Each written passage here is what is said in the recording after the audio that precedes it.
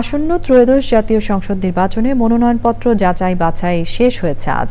তফসিল অনুযায়ী সারা দেশের ৩০০ আসনে প্রাথমিকভাবে প্রার্থীদের মনোনয়নপত্রের সংখ্যা চূড়ান্ত করেছে কমিশন।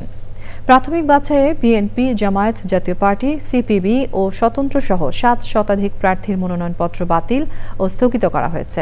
তবে রিটার্নিং অফিসারের সিদ্ধান্তের বিরুদ্ধে নির্ধারিত সময়ে আপিল করার সুযোগ থাকছে প্রার্থীদের। সাদি মাহমুদের রিপোর্ট।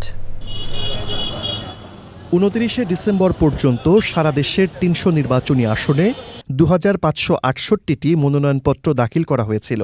যাচাই বাছাই শেষে বৈধ প্রার্থীর সংখ্যা ১৮৪২ আর মনোনয়নপত্র বাতিল হয়েছে ৭২৩ জনের।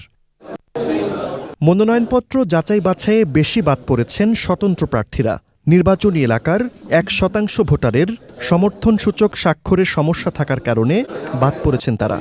ক্রেডিট কার্ড সংক্রান্ত জটিলতা, মামলার তথ্য হলফনামায় যথাযথভাবে দাখিল না করাতেও মনোনয়নপত্র বাতিল হয়েছে।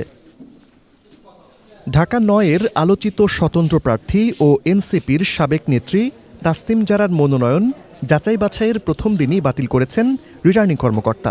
ঢাকা ১৮ আসনের স্বতন্ত্র প্রার্থী মহিউদ্দিন রনিও বাদ পড়েছেন। হলফনামায় দেওয়া তথ্যে বড় ধরনের গরমিল পাওয়ায় বগুড়া ২ আসনের নাগরিক ঐক্যের সভাপতি মাহমুদুর রহমান মান্নার মনোনয়ন বাতিল হলেও ঢাকা ১৮-তে বৈধতা পেয়েছে। কক্সবাজার ২ আসনে জামায়াত প্রার্থী ও দলটির সহকারী সেক্রেটারি জেনারেল ড এইচ.এম. হামিদুর রহমান আজাদ বাদ পড়েছেন।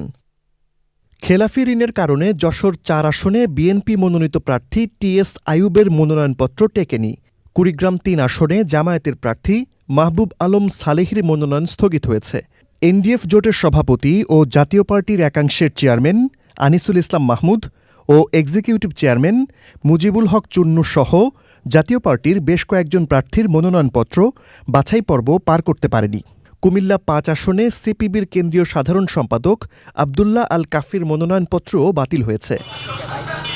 মনোনয়নপত্র বাছাইয়ে যারা বাদ পড়েছেন তারা রিটার্নিং কর্মকর্তার সিদ্ধান্তের বিরুদ্ধে ৫ থেকে ৯ জানুয়ারি পর্যন্ত নির্বাচন কমিশনে আপিল করতে পারবেন।